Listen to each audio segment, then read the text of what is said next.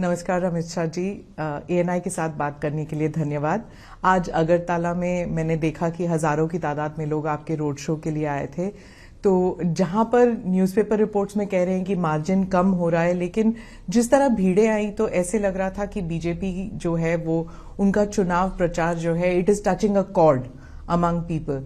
तो आपके हिसाब से कि बीजेपी कहां पर है त्रिपुरा में? क्या भारी बहुमत के साथ जीतने वाले हैं या फिर नेक टू नेक चल रहा है यहाँ पर? देखिए, हम त्रिपुरा के अंदर हमारी सीटें भी बढ़ाएंगे और वोट प्रतिशत भी हमारा बढ़ेगा। और इसका सबसे बड़ा परिचायक है कि यहां पर जिस कांग्रेस पार्टी के ऑर्गेनाइजेशनल कैडर के सैकड़ों लोगों की हत्या कम्युनिस्ट शासन में हो गई थी, वो कांग्रेस पार्टी ने बहुत कम सीटें लेकर कम्युनिस्टों के साथ समाधान किया है। और जो कम्युनिस्ट पार्टी कभी त्रिपुरा में किसी के साथ नहीं जाती थी, वो कम्युनिस्ट पार्टी ने भी कांग्रेस के साथ समाधान किया है। इसका मतलब है वो दोनों ये बात को स्वीकार कर चुके हैं कि हम अकेले भारतीय जनता पार्टी को नहीं हरा सकते। और ये हमारे लिए बहुत अच्छी पोजीशन है। मैं मानता हूं कि हम त्रिपुरा में हम अब तक का हमारा सबसे अच्छा परिणाम इस बार लेकर आएंगे। तो ये अगर गठबंधन तय है तो जब गठबंधन इस तरह बन रहा है कि कांग्रेस, लेफ्ट पार्टीज, मतलब everybody get together to defeat BJP, ये एक सोची समझी अगर रणनीति है, तो क्या ये आप समझते हैं इसके लिए एक it's a big challenge for the BJP? देखिए, आप पत्रकार हैं इसलिए इस तरह से सोच रही है स्मिता जी। मैं मेरी पार्टी का कार्यकर्ता हूं, मैं इसको अलग दृष्टिकोण से देखता हूं। मेरी पार्टी को इससे आत्मविश्वास बढ़ना चाहिए, क्योंकि हम इतने ताकतवर हो गए हैं कि कोई अकेला लड़ना नहीं चाहता। अगर ताकतवर हुए हैं तो हमने एक आत्मविश्वास के साथ जनता के बीच में जाना चाहिए और हमने 5 साल में जो करा है वो बताना चाहिए। जो हमने बताया अब तक के चुनाव परिणाम के अंदर, मैंने 4 रैलियां करी हैं, 3 रोड शो करे हैं। मैं आपको बताता हूं कि आज का रोड शो का जो दृश्य मैंने देखा है, मैं कई बार त्रिपुरा आया, पार्टी अध्यक्ष के नाते भी आया हूं, कैंपेन में भी आया हूं, गृह मंत्री के नाते भी आया हूं और चुनाव के बगैर भी आया हूं, मगर ऐसा दृश्य मैंने मेरे जीवन में नहीं देखा। जी, वो मैंने देखा, भीड़ बहुत थी। लेकिन जो त्रिपुरा के जो लोग हैं वो अक्सर कहते हैं कि जो लोगों की जो सोच है वो सेंटर लेफ्ट है ज्यादातर। लेकिन पिछले इलेक्शन में आपने चलो पलटाई का जो नारा दिया था, उसके बाद क्या आपको लगता है कि विश्वास अभी भी लोगों का आपकी पार्टी पर है? देखिए, चलो पलटाई का नारा आप सरसरी तौर पर देख रहे हैं। हमने सरकार बदलने के लिए चलो पलटाई नहीं कहा था, मुख्यमंत्री बदलने के लिए चलो पलटाई नहीं कहा था, या पार्टी इन पावर बदलने के लिए चलो पलटाई नहीं किया। हमने चलो पलटाई का नारा त्रिपुरा की स्थिति बदलने के लिए दिया था और आज हमने स्थिति को बदला है। जैसे मैं आपको बताता हूं, आमतौर पर सरकारी कर्मचारियों के लिए वामपंथी दलों से बहुत सारी अपेक्षाएं होती हैं। यहां पर कई सालों से वामपंथी दल सरकार में था, 5वां पे कमीशन इनको तनख्वाह में दिया जाता था। हमने आने के बाद 7वें पे कमीशन को देने का काम किया और बजट भी अच्छे करे हैं, फिस्कल डेफिसिट बढ़ाए बगैर, तो रेवेन्यू जनरेट हुई। इसके साथ साथ हमने हिंसा को समाप्त करने का वादा किया था और हमने हिंसा को समाप्त किया है। हमने नशे के कारोबार को, जो बांग्लादेश की सीमाओं से आता है, उसको रोकने का वादा किया था। आज मैं आत्मविश्वास के साथ कह सकता हूं, हमने त्रिपुरा के अंदर नशे के कारोबार पर बड़ी कठोरता से नकेल कसी है और इसका जनता में एक अच्छा मैसेज है। और हम इस बार नारा लेकर आए हैं, त्रिपुरा शांत हो चुका है, त्रिपुरा में अब वायलेंस नहीं है, अब त्रिपुरा को समृद्ध बनाने का समय आया है।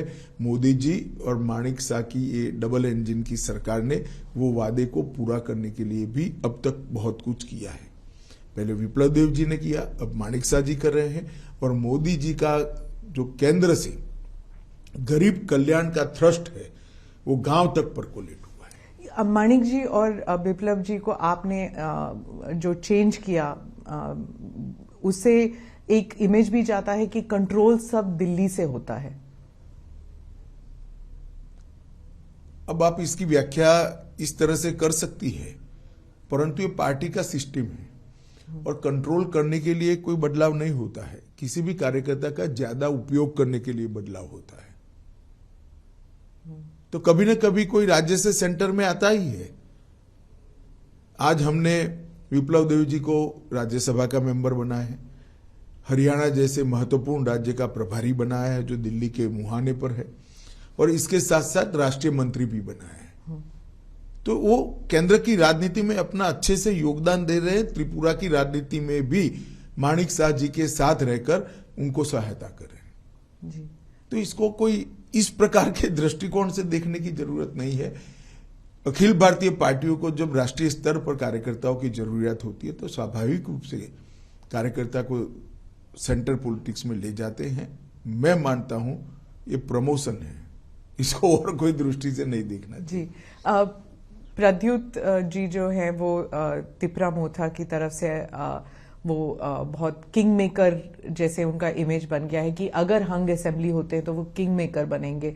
मीडिया भी उनकी तरफ क्यूरियोसिटी हंग बननी ही नहीं है, फिर क्या है कोई इस विषय का चर्चा करे। हंग नहीं बननी है, पूर्ण बहुमत के साथ भारतीय जनता पार्टी की सरकार काउंटिंग के दिन आप देख लीजिएगा 12 बजे के पहले क्योंकि यहाँ कॉन्स्टिट्यूएंसियां छोटी हैं, 12 बजे के पहले पूर्ण बहुमत से भारतीय जनता पार्टी की सरकार बन जाएगी।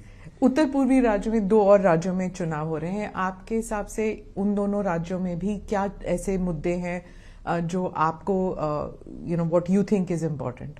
देखिए, समग्र उत्तर पूर्व के अंदर नरेंद्र मोदी जी के प्रधानमंत्री बनने के बाद हमने उत्तर पूर्व को बदलने के लिए बहुत कुछ किया है। सबसे पहले उत्तर पूर्व के अंदर आज शांति है। कई सारे उग्रवादी संगठन थे, कई सारे उग्रवादी संगठनों के साथ हमने समझौता किया है। बोडोलैंड का समझौता हुआ, आरबी जनजातियों के साथ समझौता हो गया हमारा। यहां पर त्रिपुरा में ब्रू और रियांग अमानवीय तरीके से 40,000 परिवार 25 साल से ज्यादा समय से रहते थे, उनको सेटल कर बसाया गया। यहां पर भी NLFT के साथ समझौता किया गया। लगभग 8,000 से ज्यादा आर्म्ड कैडरों ने आत्मसमर्पण कर मेन स्ट्रीम में आना पसंद किया है। तो जो उत्तर पूर्व को पहले ब्लॉकेड, बम धमाके, इंसर्जेंसी के लिए जाना जाता था, आज इसकी जगह वहां रोड बन रहे हैं। सभी राज्यों में रेल पहुंचने को आई है, सभी राज्यों में एयरपोर्ट्स दिए गए हैं। जहां एक एयरपोर्ट था वहां त्रिपुरा जैसे राज्य में दूसरा भी हम बना रहे हैं। तो ढेर सारा विकास का काम नॉर्थ ईस्ट को इससे विकास से युक्त बनाने का काम प्रधानमंत्री जी ने कहा है। और 8 साल के कम समय के अंतराल में प्रधानमंत्री जी स्वयं 51 बार नॉर्थ ईस्ट आए, 51 टाइम। आजादी से अब तक किसी भी प्रधानमंत्री की फ्रीक्वेंसी नहीं रही है। और हर 15 दिन में एक केंद्रीय मंत्री को कंपलसरी यहां आना है। इसके साथ साथ कोरोना के समय से जो परंपरा शुरू हुई है फ्री चावल देने की, सबसे ज्यादा फायदा अगर किसी एक क्षेत्र को प्रतिशत आबादी के प्रतिशत में हुआ है तो नॉर्थ ईस्ट के अंदर हुआ है। और आज नॉर्थ ईस्ट के गरीब को यह मालूम पड़ गया है कि मेरे घर को कंप्लीट करने का काम नरेंद्र मोदी जी ने किया है। आइडेंटिटी पॉलिटिक्स बहुत बड़ी चीज होती है उत्तर पूर्वी राज्यों में। मतलब उनकी जो आइडेंटिटी है वो अगर मिट ना जाए, उसको प्रिजर्व करके रखना, स्पेशली ट्राइबल एरियाज में, ये बहुत एक सेंसिटिव मसला है। तो मेघालय और नागालैंड में चुनाव होने वाले हैं, वहां पर ये इशू उठ रहा है? नहीं, मगर उनको अब तो 9 साल में परिचय हो गया है। मीडिया जो हमारे लिए अफवाहें फैलाता था कि हम आएंगे तो आपकी आइडेंटिटी चली जाएगी, आपकी भाषाएं चली जाएगी, उल्टा मोदी जी के आने के बाद लोकल लैंग्वेजेस और स्ट्रेंथी हो गई और मजबूत हो गई। अब प्राथमिक शिक्षा स्थानीय भाषाओं में होने लगी है। और इतना ही नहीं, कई सारी बोलियां जैसे मणिपुरी है, जैसे यहाँ की बोली है, त्रिपुरा की, कई सारी बोलियों में भी शिक्षा का प्रचार प्रसार बढ़ने लगा है। बोडोलैंड में भी उनकी भाषा में प्राथमिक शिक्षा होने लगी है। तो उनकी आइडेंटिटी को और मुखर कर मजबूत करने का काम भारतीय जनता पार्टी की सरकार ने किया। एक भी राष्ट्रीय पर्व ऐसा नहीं है जिसमें नॉर्थ ईस्ट के कलाकारों ने दिल्ली के प्लेटफॉर्म पर परफॉर्म नहीं किया है। उनके लिए देश भर के अंदर स्वीकृति बढ़ी है। नरेंद्र मोदी जी के लिए कई पत्रकार एनालिसिस करते करते आर्टिकल लिखते हैं तो मैं पढ़ता हूं कि भाई नरेंद्र भाई ने रोड कनेक्टिविटी बढ़ा दी, नरेंद्र भाई ने एयर कनेक्टिविटी बढ़ा दी, नरेंद्र भाई ने रेलवे से उत्तर पूर्व को जोड़ दिया। ये तो किया ही है प्रधानमंत्री जी ने, मगर प्रधानमंत्री जी ने सबसे बड़ा काम अगर किया है तो उत्तर पूर्व और बाकी के भारत के हिस्सों के बीच में जो मन की दूरी थी उसको समाप्त कर दिया है। आज उत्तर पूर्व के लोगों को मन से लगता है कि भारत के बाकी हिस्सों में हमारा सम्मान है, यहाँ भारत के लोगों का सम्मान होना चाहिए। नागालैंड में भी ईस्टर्न नागालैंड में कुछ लोगों ने उकसाकर इलेक्शन का बहिष्कार करने का ऐलान करवाया था। अभी एएनपीओ ने विड्रॉ कर लिया। उन्होंने कहा हमें मोदी जी पर भरोसा है। तो यही बताता है कि अब ये चीजें नहीं चलने वाली। पर वो जो अकॉर्ड है उसका अभी तक वो सुलझ नहीं पाया अभी तक। देखिए, सुलझ नहीं पाया है। अकॉर्ड किस चीज के लिए होते हैं?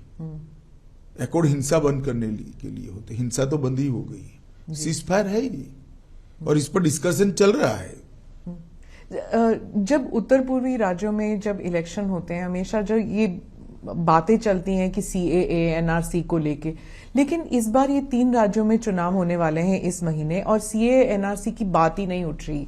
आप भी नहीं उठा रहे और ऑपोजिशन भी नहीं उठा रही। नहीं, हमारा उठाने का सवाल ही नहीं है, क्योंकि यहाँ पर शेड्यूल 6 और इनर लाइन परमिट से प्रोटेक्टेड लगभग 80% से ज्यादा हिस्सा है, इसलिए इससे प्रभावित ही नहीं होता है।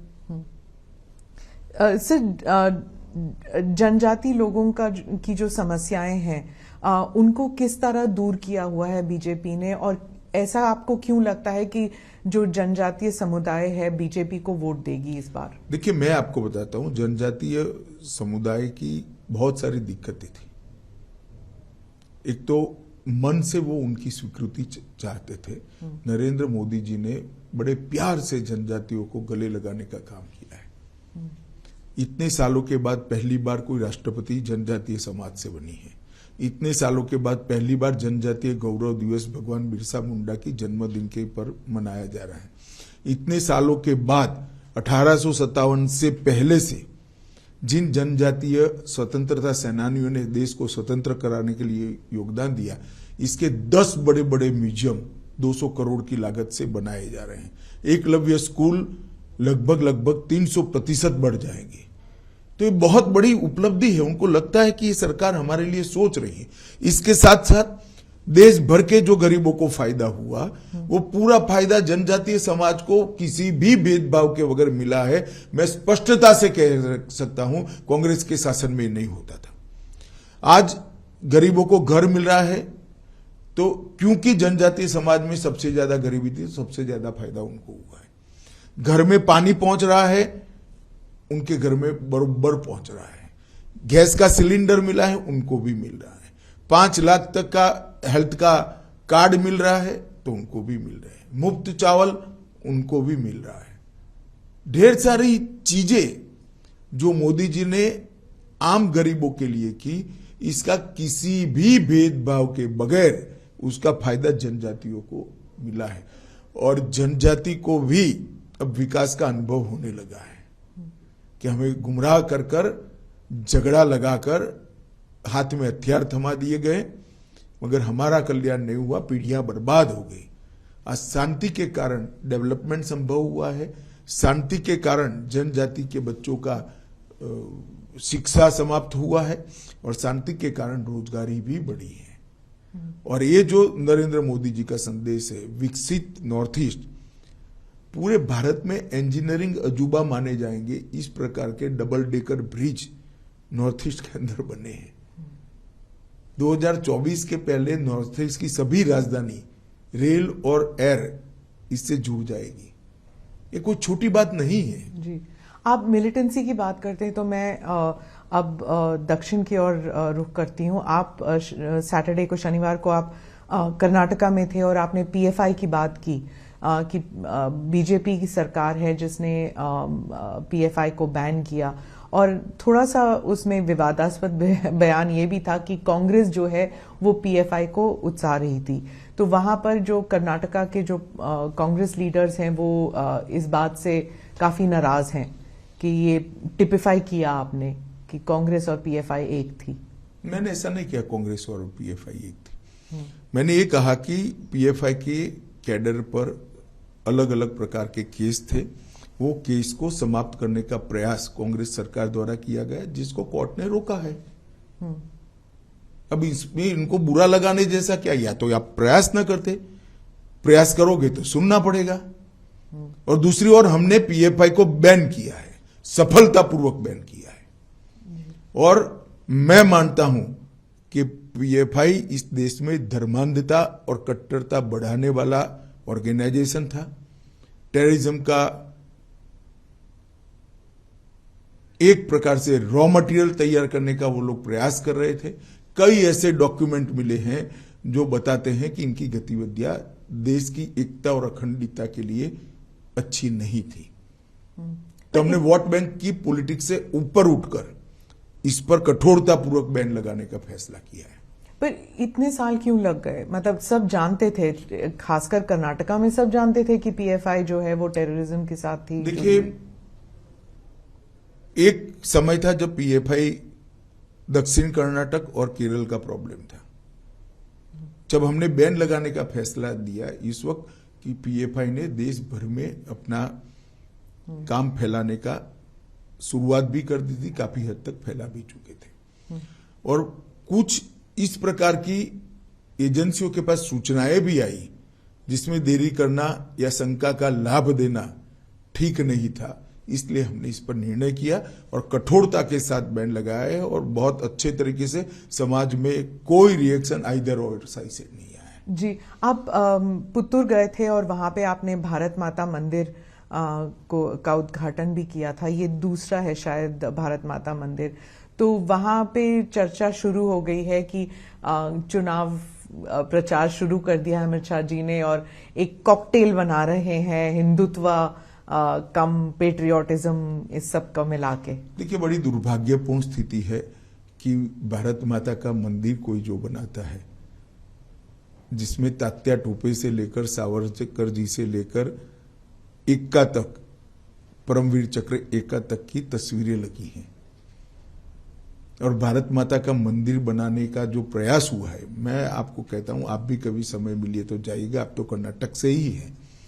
इतने अच्छे एटमॉस्फेयर में वो मंदिर को इतना शांत, क्लीन और नीट बनाया है जिस ट्रस्ट ने बनाया है, मैं तो उसको बहुत बहुत साधुवाद देना चाहता हूं।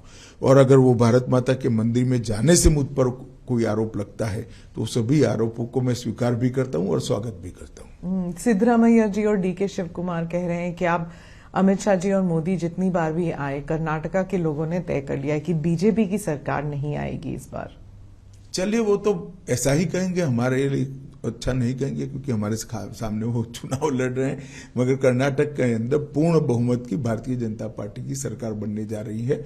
मैं कर्नाटक 4 बार गया हूं विगत 2 महीने, 5 बार गया हूं विगत 2 महीनों में। मैं आपको बताता हूं, मैंने जनता की पल्स देखी है, नरेंद्र मोदी जी की लोकप्रियता देखी है। वहां पर बहुत बड़ा मैंडेट भारतीय जनता पार्टी को मिलने जा रहा है। तटीय और दक्षिण कर्नाटका में तो होल्ड था ही बीजेपी का, लेकिन आप मानते हैं कि बाकी इलाकों में भी? नहीं, उत्तर कर्नाटक और हैदराबाद कर्नाटक में भी मैं जाकर आया हूं। जी जी। और मैंने शुरुआत तो मांड्या से करी है। मांड्या में इतनी बड़ी रैली भारतीय जनता पार्टी की कभी नहीं हुई। तो मांड्या की जनता भी अब परिवारवादी पार्टियों से खिसक कर भारतीय जनता पार्टी के डेवलपमेंट के पॉलिटिक्स को एक्सेप्ट करती है। मैं मानता हूं बहुत शुभ चिन्ह है कर्नाटक की राजनीति के लिए। तो जेडीएस जो है वो भी कह रही है कि हम पर परिवारवाद का आरोप लगाते हैं अमित शाह जी, लेकिन उनके पार्टी में भी तो इतने सारे लोग हैं जो second generation, third generation politicians हैं। देखिए, सेकंड जनरेशन, थर्ड जनरेशन में जो काम करते हैं ऐसे लोग मेरी पार्टी में भी है जी। मगर मेरी पार्टी में ऐसा नहीं है कि पार्टी का अध्यक्ष उसके बाद उसी के परिवार का व्यक्ति अध्यक्ष बनेगा। या तो पूरा का पूरा परिवार एमपी या एमएलए बन जाएगा। ये किस प्रकार की कंपैरिजन है? पूरी डेमोक्रेटिक सिस्टम को आपने समाप्त कर दिया है। इस प्रकार के आंख में धूल झोंकने वाले बचाव जनता के सामने रखकर आप परिवारवाद को छुपा नहीं पाओगे। आपने कश्मीर के बारे में भी ये कहा था जब आर्टिकल 370 पे जब हमने इंटरव्यू किया था, तब उस वक्त भी आपने कहा था कि परिवारवाद जो है वो खत्म हो जाएगा, अब कश्मीर में नए नेता उभरेंगे। लेकिन अभी भी वहां पे अभी चुनाव ही कहां हुआ है? पर तैयारियां तो शुरू हो गई हैं। तो तैयारी तो करने का सबको अधिकार है। जनता का मैंडेट देखिएगा। अब ये जो पंच सरपंच चुनकर आए हैं, इसमें से ही नया नेतृत्व इमर्ज होगा, वहीं से कश्मीर के नेता निकलेंगे। सर, जहां पर आप ऑपोजिशन की पार्टीज पर परिवारवाद का आरोप लगाते हैं, वहीं कांग्रेस जो है अब आप पर, आपकी पार्टी पर, आप पर नहीं, आपकी पार्टी पर मित्रता का आरोप लगा रही है कि मित्र, बीजेपी के जो मित्र हैं, अडानी जी के बारे में कहा जाता है कि उनको सभी कॉन्ट्रैक्ट्स मिल रहे हैं और बीजेपी जो है उनका जो डिफेंस है वो इतना नहीं है, इतना स्ट्रांग नहीं है। अभी सुप्रीम कोर्ट ने केस का संज्ञान लिया है। देश की कैबिनेट के सदस्य नाते जब सुप्रीम कोर्ट ने किसी मैटर को सीज किया हो, उस वक्त मेरे लिए बोलना ठीक नहीं होगा, परंतु इसमें बीजेपी के लिए कुछ छुपाने को नहीं है और ना किसी बात से डरने की जरूरत है। जी, निर्मला जी ने भी कहा था संसद में कि हमें कांग्रेस से करप्शन के बारे में सीखने की जरूरत नहीं है, कि मतलब वो हमको जो पाठ पढ़ाने की कोशिश कर रहे हैं, हमको आपसे सीखने की जरूरत नहीं है, ये उन्होंने संसद में कहा था। लेकिन राहुल गांधी जी की पूरी स्पीच जो है सिर्फ अदानी अदानी अदानी पर था। अब वो तो उनको क्या स्पीच देनी, उनको सोचना चाहिए। इनकी जो स्क्रिप्ट लिखते हैं इन लोगों को सोचना चाहिए।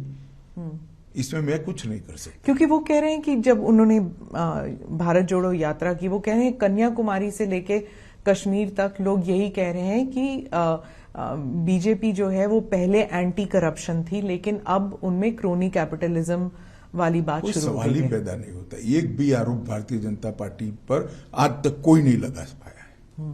उनके जमाने में उन्हीं की एजेंसियों ने, चाहे कैग हो चाहे सीबीआई हो, उन्होंने करप्शन का संज्ञान लेकर केस रजिस्टर किए थे। 12 लाख करोड़ के करप्शन के घोटाले किए थे। जो इदारे हैं, जो सिस्टम है, उनके बारे में भी कहा जाता है कि कांग्रेस कहती है कि बीजेपी ने सारे सिस्टम्स को अपने कब्जे में ले लिया, इसलिए कोई इंक्वायरी नहीं होगी, कोई इन्वेस्टिगेशन नहीं हो सकती। कोर्ट में जाए ना, कोर्ट में नहीं जाते हैं। मैंने तो पेगासिस में भी कहा था आपके पास प्रूफ है तो आप कोर्ट में चले जाइए, ना गए। वो सिर्फ शोर शराबा करना चाहते हैं। कोर्ट तो हमारे कब्जे में नहीं है। जो लोग गए, पेगासिस का संज्ञान भी लिया था, कोर्ट ने जजमेंट भी दे दिया, कुछ जांच भी कर ली।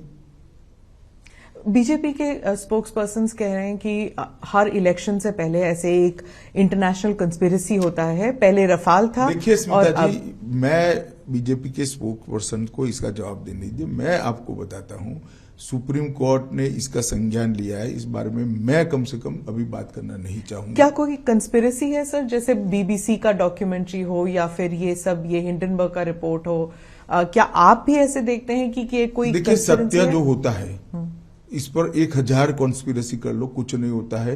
वो करोड़ों सूर्य की भांति तेजस्वी बनकर ही बाहर आता है। ये तो मोदी जी के पीछे 2002 से कर रहे हैं और हर बार मोदी जी मजबूत होकर, सच्चे बनकर और जनता की ज्यादा लोकप्रियता हासिल कर कर बाहर आए हैं। जी, उन्होंने, प्रधानमंत्री ने स्पीच में भी यही कहा था कि कीचड़ जो है, कमल जो है कीचड़ में ही उगता है, तो जितना मर्जी कीचड़ उन पर फेंका जाए, पार्टी और वो उभर कर आएंगे। लेकिन उनको सुनने के लिए कोई तैयार नहीं था। पार्लियामेंट का डिस्कोर्स इतना खराब हो चुका है, शोर शराबे के बीच प्रधानमंत्री का पूरा देश सुनता है। जो सांसद को तय करते हैं ना, वो जनता पूरी सुनती है। अब सोशल मीडिया प्लेटफॉर्म पर चली जाइए और मोदी जी के भाषण के पर कमेंट्स पढ़िए, पूरी जनता सुनती है। अब पॉलिटिकल स्टैंड लेकर कुछ पार्टियां नहीं सुनना चाहती है, वो भी जनता देख रही है।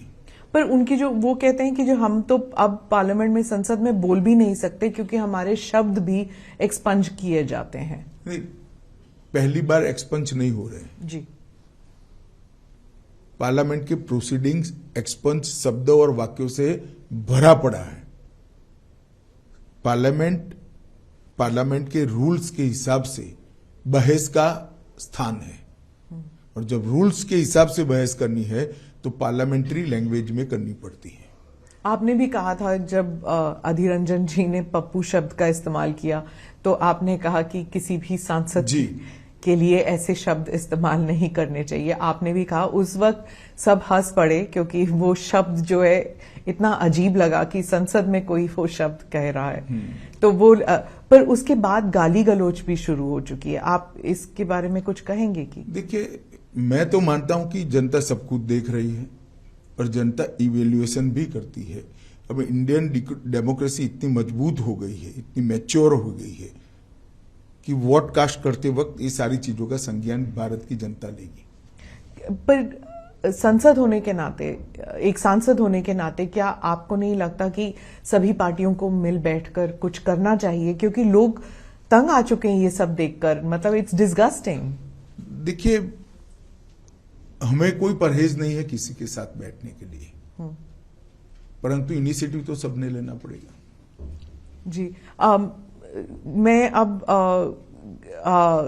जो राज्यों में चुनाव होने वाले हैं, 8 कुछ राज्यों में चुनाव होने वाले हैं, बहुत से लोग कहते हैं कि ये बार बार जो चुनाव होते हैं, मतलब अब 12 महीने में 8 राज्यों में अगर चुनाव होंगे तो एडमिनिस्ट्रेशन, रनिंग द कंट्री, ये सब बैकसीट ले जाए, सिर्फ इलेक्शन कैंपेन ही चलता रहता है।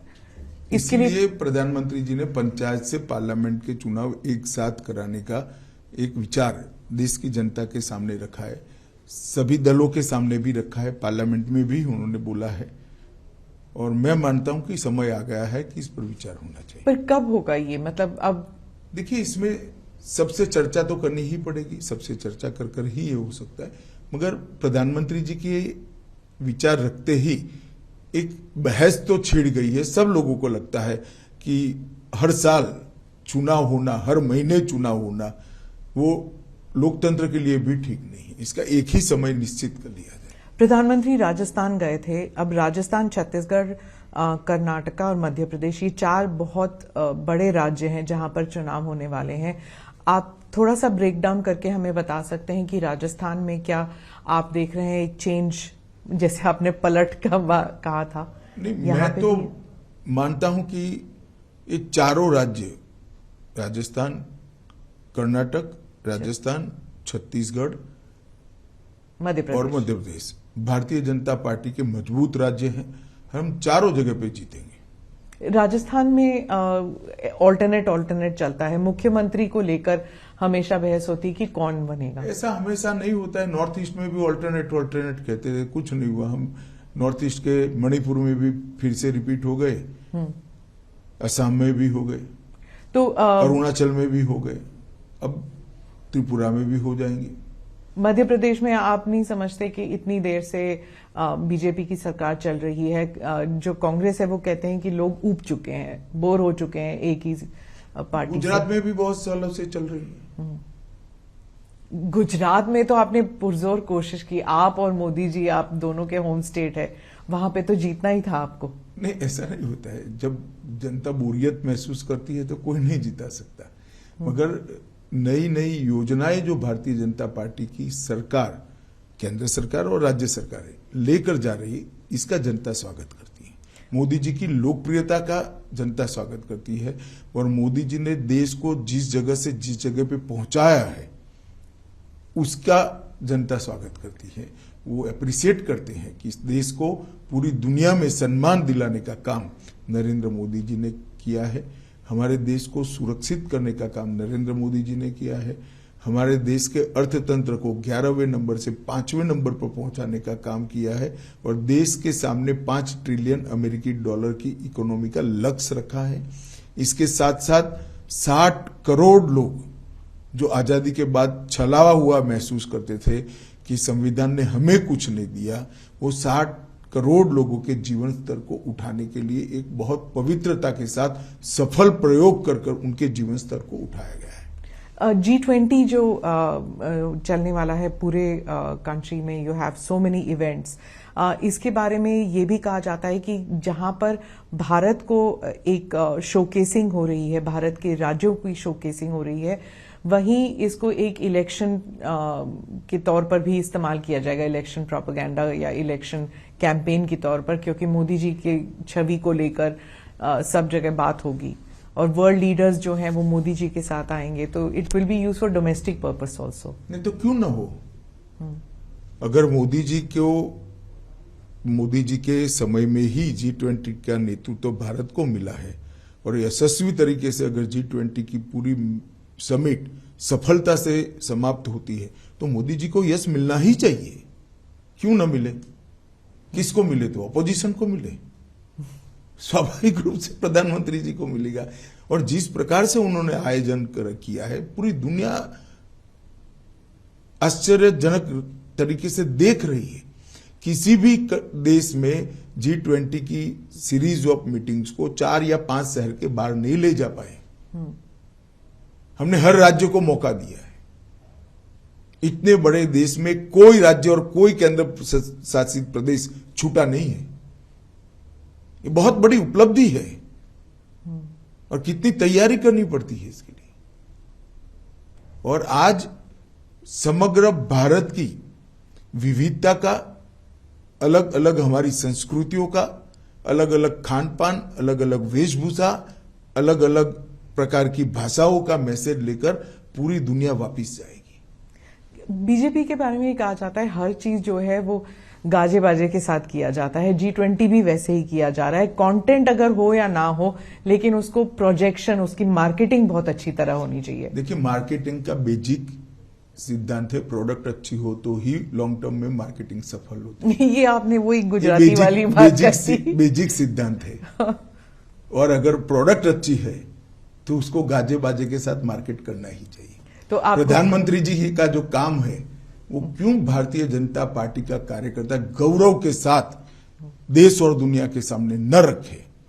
75 साल के अंदर भारत को इतनी तेजी से आगे बढ़ाने के लिए जो प्रयास हुए हैं, सिर्फ प्रयास नहीं, सफलता भी मिली है, उसको गौरव के सामने देश और दुनिया, गौरव के साथ देश और दुनिया के सामने रखना चाहिए। और मैं मानता हूं ये प्रधानमंत्री जी का सिर्फ गौरव नहीं हो रहा है, पूरे भारत का हो रहा है। ये भी कहा जाता है कि बीजेपी जो है वो जम्मू कश्मीर को लेकर कहा जा रहा था, बीजेपी जो है वो इट इज राइटिंग अ री इमेजिन्ड हिस्ट्री। मतलब करंट जो है वो तो चल ही रहा है, लेकिन हिस्ट्री को भी रीराइट कर रहा है। कश्मीर को लेकर कहा जाता था और it's said about the rest of the country also कि आप जो हैं वो you are talking about a past which you want to erase a certain past, कि मुगलों को इरेज कर देते हैं, जो नेहरू जी का कंट्रीब्यूशन है उसे इरेज किया जा रहा है। अब 370 के रेफरेंस में कहती है, सिर्फ 370 नहीं तो नेहरू जी के कारण 370 ही आया। तो हमारा तो एजेंडा है 1950 से डाला तब से है कि नहीं होना चाहिए था, इससे देश का नुकसान हुआ है और अब ये सिद्ध भी हो रहा है। जिस तरह से जम्मू कश्मीर के अंदर डेवलपमेंट हो रहा है, जम्मू कश्मीर में जिस तरह से आतंकवाद धीरे धीरे धीरे समाप्त हो रहा है, सारे आंकड़े आप देखिए, ढेर सारा परिवर्तन जम्मू कश्मीर में हो ही रहा है। और बाकी राज्यों में जो हो रहा है वहां पर भी आप जैसे कह रहे हैं कि रीनेमिंग ऑफ सिटीज, आपने लखनऊ को रीनेम करना है, हर चीज, मतलब जो मुगलों का जो कंट्रीब्यूशन है उसे हटा दीजिए, नेहरू परिवार का जो कंट्रीब्यूशन है उन्हें कंट्रीब्यूशन कोई नहीं हटाना चाहिए, ना हम भी हटाना चाहते हैं, परंतु इस देश की परंपरा को अगर कोई स्थापित करना चाहते तो इसमें किसी की आपत्ति नहीं। और जो रीनेमिंग ऑफ सिटीज की बात चल रही है, देखिए, एक भी शहर ऐसा नहीं है जिसका पुराना नाम न हो और बदला है। इसको हमने बहुत सोच समझकर हमारी सरकारों ने फैसले लिए हैं और हर सरकार का विधायी अधिकार है।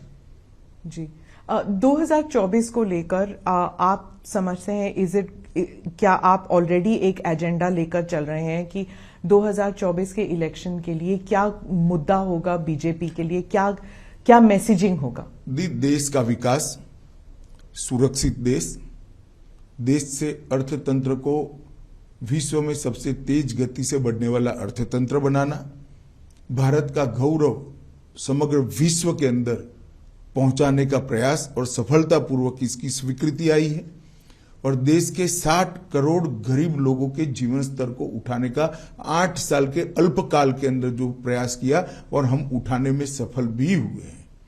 और ढेर सारी सिद्धियां, रेलवे में आमूलचूल परिवर्तन हो रहा है, अंतरिक्ष के क्षेत्र में नई नीति बनकर आज हम अंतरिक्ष के क्षेत्र में भी लीडर बनने के लिए तैयारी कर रहे हैं, ड्रोन की पॉलिसी बनकर ड्रोन के क्षेत्र में भी हम आगे बढ़ रहे हैं, खदानों के क्षेत्र में भी बहुत सारी पॉलिसी हमने तय की है, इंडस्ट्रियल डेवलपमेंट के लिए मेक इन इंडिया को सफल बनाने के लिए, भारत समग्र विश्व में उत्पादन का हब बने, इसके लिए ढेर सारी नीतियां बनाकर इनमें सफलतापूर्वक प्रयास किया है। भारत की डिफेंस के क्षेत्र में विदेश पर की निर्भरता को 30% ये 8 साल के अंदर कम करना मैं मानता हूं बहुत बड़ी सिद्धि है। वामपंथी उग्रवाद लगभग समाप्ति के आरे पर है। जम्मू कश्मीर के अंदर आतंकवाद पर पूर्णतया हमारी एजेंसियों का कंट्रोल है, वर्चस्व है। नॉर्थ ईस्ट के अंदर पूरा एक प्रकार से जो उग्रवादी ग्रुप थे, इसके अंदर बहुत सारा समाधान कर हमने धीरे धीरे कर 8,000 से ज्यादा उग्रवादी ग्रुपों के लोगों को मेन स्ट्रीम में लाने में सफलता हुई। नॉर्थ ईस्ट पहली बार विकास का अनुभव कर रहा है।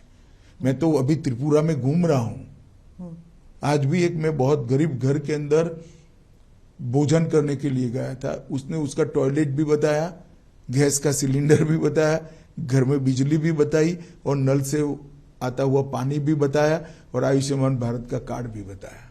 ये लाभार्थी स्कीम तो ये गरीब के घर में पहुंचा है सारा। और बाहरी धान का बड़ा प्लास्टिक का बोरा भरा पड़ा था। मैंने कहा माई क्या करोगी, धान को धीरे धीरे यूज करोगी? कि ना, अब तो फ्री चावल मिलता है, इसको हम बेच लेंगे। सरकार धान खरीदती भी है, भाजपा की सरकार, इसको हम बेच देंगे और हमारा खाने का अनाज तो चावल तो मोदी जी भेज रहे हैं।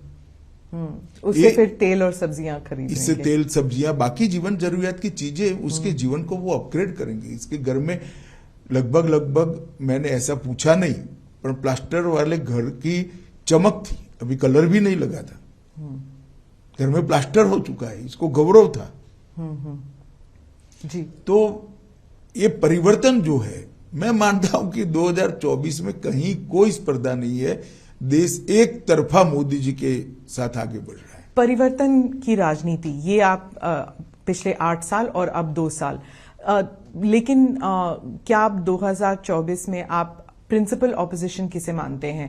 Congress led by Rahul Gandhi? ये तो देश की जनता ने तय करना है। अभी तो किसी को प्रिंसिपल ऑपोजिशन का लेबल जनता ने लोकसभा में नहीं दिया है।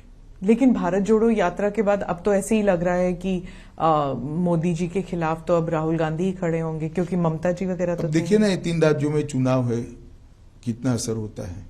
राहुल गांधी तो आए नहीं कैंपेन करने के लिए, त्रिपुरा तो आए नहीं। वो आना ना आना उनकी फुर्सत का सवाल है, परंतु परिणाम तो आना चाहिए ना। देखिए ना क्या आता है अभी काउंटिंग के दिन। लेकिन कांग्रेस 3 राज्यों में है, नागालैंड, मेघालय और त्रिपुरा, तीनों पुराने कांग्रेस के राज्य हैं जी। कितनी मजबूती मिलती है देखते हैं परिणाम में।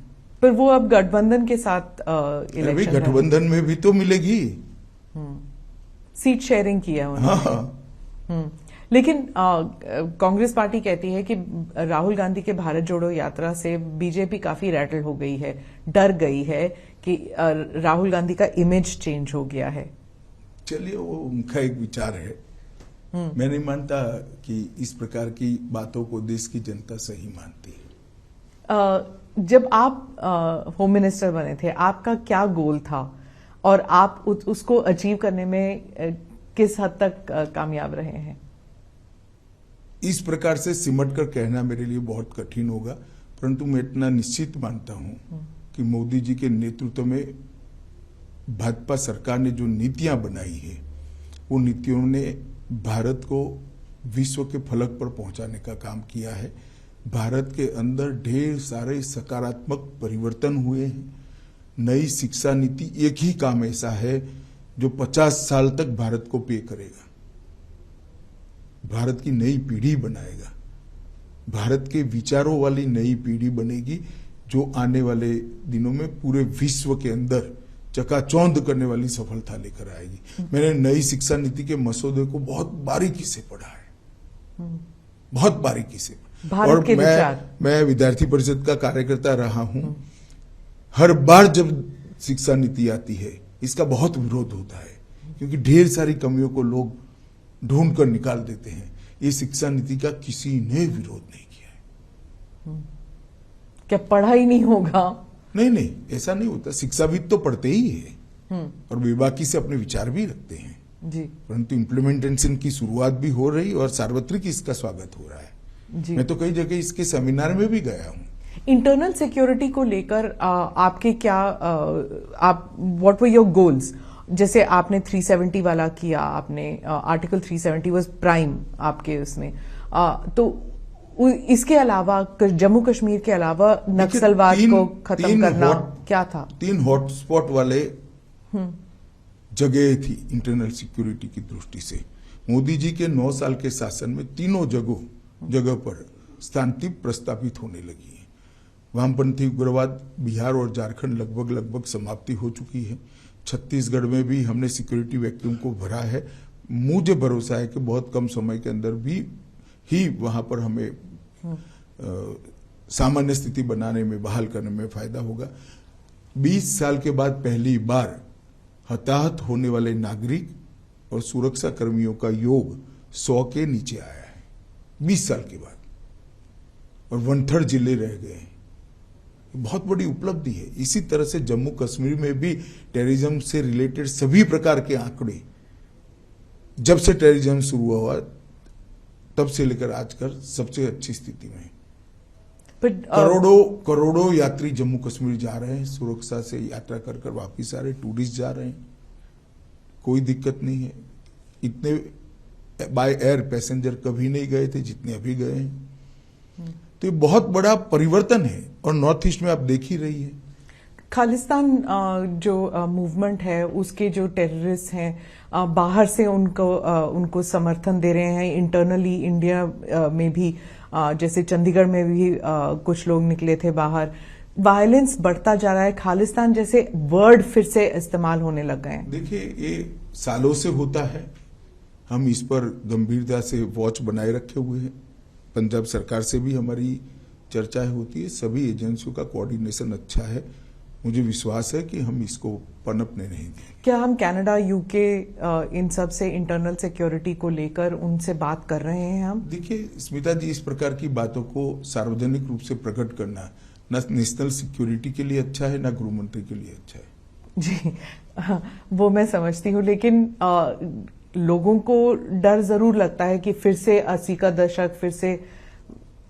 हमारी क्रेडिबिलिटी है, किसी को डरने की जरूरत नहीं। जी, आप राउंड अप अगर हम करें कि इंटरनल सिक्योरिटी के मामले में हम लोग जब आपकी सरकार आई 2014 से और अब तक सबसे एक खास उपलब्धि आप कौन सी मानेंगे? कहा ना, तीनों थिएटर के अंदर बहुत बड़ा बदलाव आया है जी। 8000 से ज्यादा इंसर्जेंसी ग्रुप के लोगों ने नॉर्थ ईस्ट अकेले में हथियार डाले हैं।